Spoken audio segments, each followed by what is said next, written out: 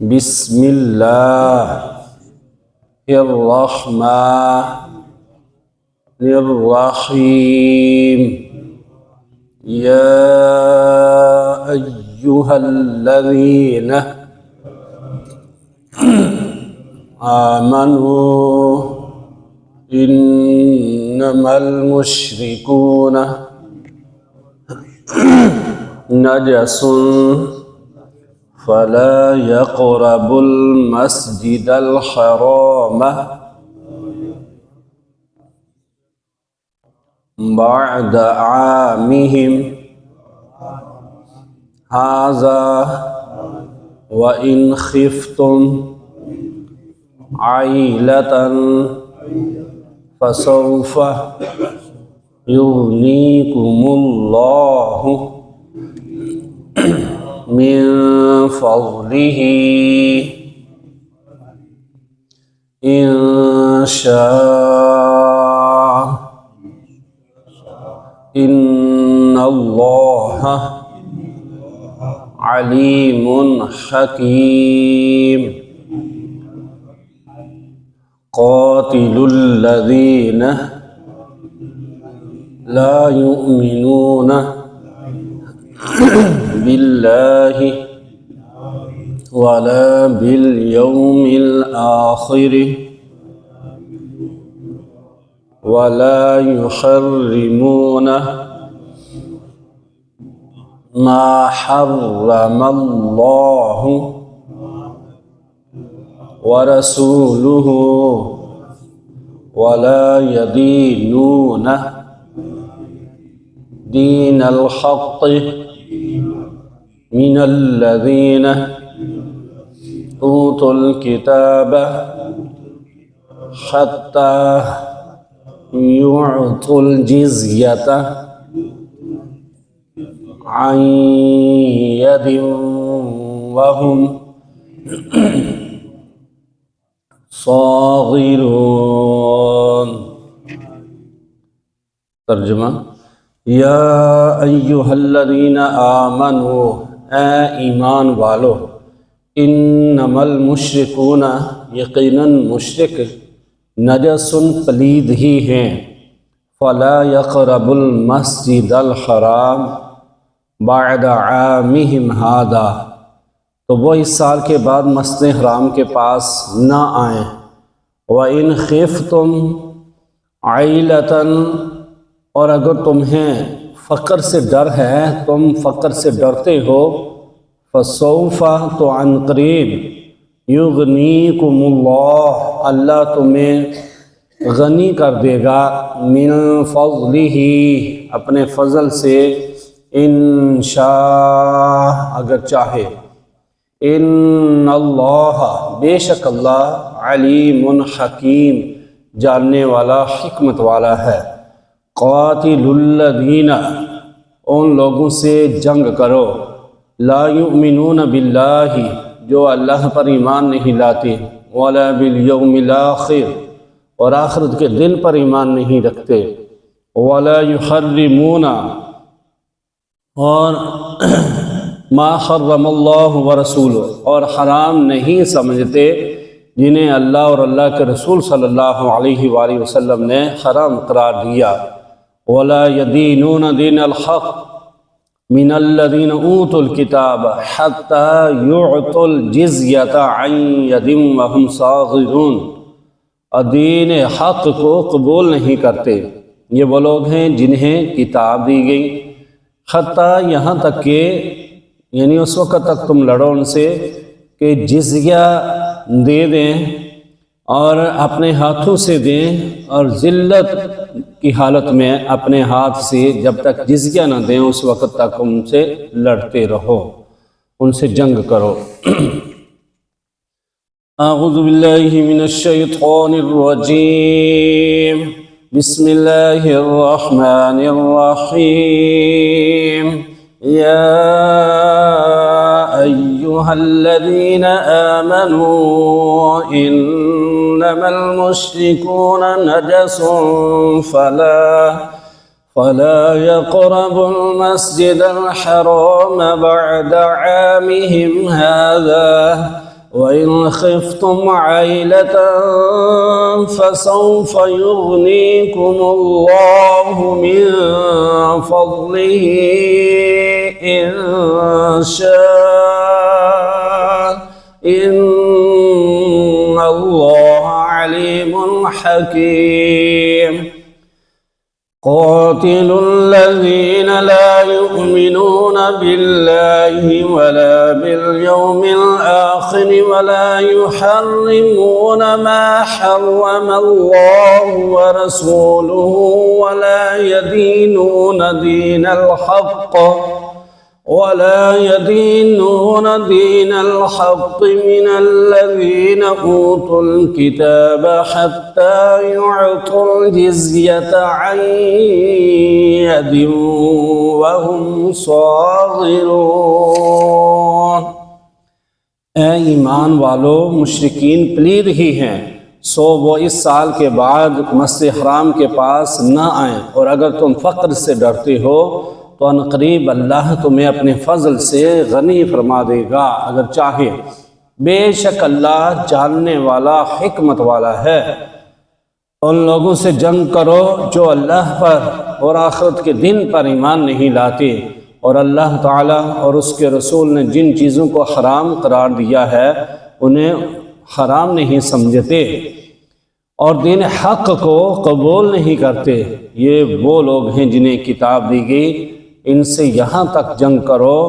کہ وہ ماتحت ہو کر ذلت کی حالت میں اپنے ہاتھ سے جزیہ ادا کریں۔ یہ جو پہلی آیت ہے، یہ آیت سورہ براءت کی شروع کی 39 آیات میں سے ہے کہ جن کا اعلان 9 ہجری کو حضرت علی رضی اللہ تعالی عنہ کے ذریعے حج کے موقع پر کرایا گیا تھا، جس میں حضرت ابوبکر صدیق رضی اللہ تعالی عنہ امیر حج تھے، اور جن چیزوں کا اعلان کیا گیا تھا ان میں یہ بھی تھا کہ اس سال کے بعد کوئی مشرک حج کے لیے نہیں آئے گا اور نہ ہی کوئی ننگا طواف کرے گا۔ تو مشرکین جو ہیں وہ اس طرح کرتے تھے،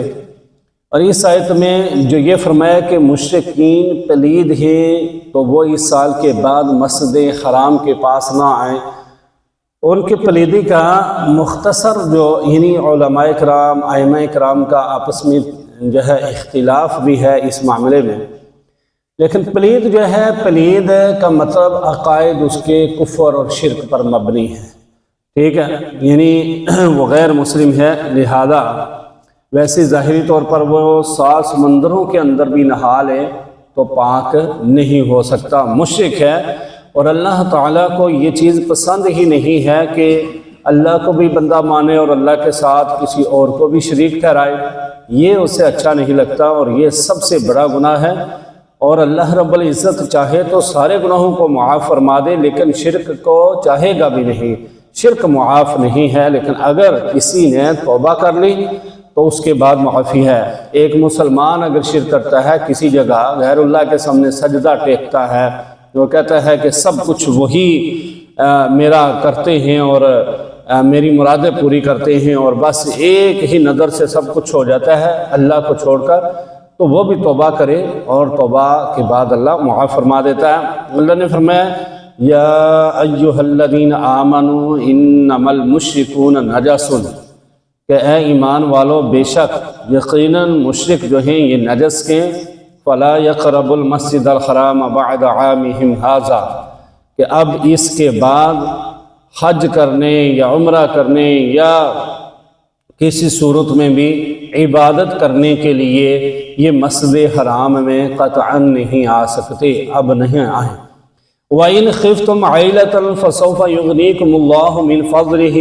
إِنْ شَاءَ، اور اگر تمہیں فقر، غربت اور روزی کی پریشانی ہے تو اللہ تمہیں عنقریب غنی کر دے گا۔ جب یہ آیت نازل ہوئی تو اب ظاہر ہے پابندی لگ جانی تھی، تو مسلمانوں کو یہ تھوڑی سی پریشانی ہوئی کہ یہاں مکہ کے اندر تو کوئی چیز پیدا نہیں ہوتی، یہ لوگ آتے تھے اور زر مبادلہ ہوتا تھا، چیزیں جو ہیں وہ کچھ یہاں سے لے جاتے تھے، کچھ وہاں سے لے کے آتے تھے، تو پیسہ گردش میں تھا، تو ہمارا چلو چولہا چلتا تھا تو اب کیا کیا جائے گا؟ تو اللہ نے فرمایا یعنی اس کا مطلب یہ کہ ضرورت کے مطابق تم روزی کا استعمال کر سکتے ہو، اور اگر روزی کا خطرہ بھی ہو تو اس خطرے کو مول لے لو، لیکن ایمان یا آنے والی نسلوں کے لیے جو شرک کا ایک خدشہ ہے ایسا نہیں تم کر سکتے، شرک کو چھوڑنا پڑے گا، یہاں تک کہ پیڑ بھی کاٹنے پڑے۔ تو یہ دیکھیں شرک کی کتنی جو ہے وہ مذمت کی گئی ہے، اور توحید کی کتنی زیادہ جو ایک اہمیت ہے۔ تو اللہ نے فرمایا کہ ان اللہ علیم حکیم، یعنی مسلمانوں تم اس طرح کرو اللہ تمہیں غنی فرما دے گا۔ اور اگلی آیت میں فرمایا کہ ان سے لڑو جو ایمان نہیں لاتے آخرت پر بھی، اور نہ ہی اللہ اور اللہ کے رسول صلی اللہ علیہ وآلہ وسلم نے جن چیزوں کو حرام قرار دیا ہے، یعنی اللہ نے جو شریعت کے اندر چیزیں حرام قرار دی ہیں انہیں حرام نہیں مانتے، اور دین کو بھی، دین حق کو قبول نہیں کرتے۔ اور یہ وہ لوگ ہیں جو کتاب لیے گئے، یعنی کتاب، اہل کتاب جو ہوتے ہیں اللہ پر ایمان لاتے ہیں اور ایمان جو ہے رسول پر بھی لاتے ہیں۔ گو کہ اب جو اہل کتاب ہیں، یہودی ہیں یا عیسائی ہیں، وہ یہودی موسیٰ علیہ السلام تک، اور عیسائی جو ہیں عیسیٰ علیہ السلام تک سٹاپ کرتے ہیں، محمد صلی اللہ علیہ وآلہ وسلم پر ایمان۔ یہاں فرمایا گیا کہ پکا ایمان لائیں، اور ان کے لیے یہ بھی ہے کہ رسول خدا حضرت محمد صلی اللہ علیہ وآلہ وسلم پر جب تک ایمان نہیں لاتے اس وقت تک یہ پکے ایمان والے نہیں ہیں، اور ان سے پھر جزیہ لیں، یعنی ایک کافر ہے اور مشرک ہے جو بھی ہے، اگر ملک کے اندر غیر مسلم ذمہ جو ہے وہ رہنا چاہتا ہے تو وہ پھر جو ہے وہ جزیہ دے گا۔ جزیہ یعنی مسلمان زکوٰۃ دیتے ہیں اور غیر مسلم جزیہ دیتے ہیں، اور جزیہ یہ مختلف جو ہے لوگوں سے مختلف رقم جو ہے اس کا حضرت عمر فاروق رضی اللہ تعالی عنہ کے دور میں اجرا ہوا، اور جو صحیح کمانے والے تھے ان کے لیے 4 درہم یہ چاندی کے ہوتے تھے، دینار جو ہے وہ سونے کا تھا، 4 درہم، اور جو تھوڑے سے ان سے کم تھے 2 درہم، اور جو غریب ہیں لیکن کماتے ہیں 1 درہم، اور جو بالکل نادار ہیں ان سے کوئی نہیں، بالکل نہیں۔ تو یہ طریقہ تھا کہ اب پھر جو ہے اپنے ہاتھ کے ساتھ آگے، یعنی خود آئیں اور خود جو ہے وہ یہ جزیہ جمع کرائیں، اور تاکہ انہیں احساس ہو کہ ہم اسلامی مملکت کے انڈر جو ہے وہ رہ رہے ہیں۔ اب اس جزیے کے بدلے میں ان کی مال اور ان کی عزت اور ان کی جان کی حفاظت جو ہے وہ اسلامی مملکت پر لازم ہے۔ اور بہت سارے واقعات ایسے ہیں کہ جن میں ایسا ہوا، اور جب اس طرح ہوا کہ بعد دفعہ اسلامی ممالک، اسلامی جو سربراہ تھے انہوں نے جزیہ لے لیا، لیکن اس قابل نہ ہوئے کہ ان کی حفاظت کریں تو واپس کر دیا جزیہ ابو عبیدہ رضی اللہ تعالیٰ عنہ کے دور میں۔ تو اللہ رب العزت سے دعا ہے کہ اللہ تعالی ہمیں قرآن و سنت پہ عمل کی توفیق عطا فرمائے۔ آخر دعوانا الحمدللہ رب العالمین والعاقبۃ للمتقین والصلاة والسلام على محمد وعلى آلہ واصحابہ اجمعین۔ ربنا آتنا فی الدنیا حسنۃ وفی الآخرۃ حسنۃ وقنا عذاب النار۔ رب اغفر وارحم وانت خیر الراحمین۔ صلی اللہ علی النبی الکریم محمد وعلی آلہ واصحابہ اجمعین برحمتک یا ارحم الراحمین۔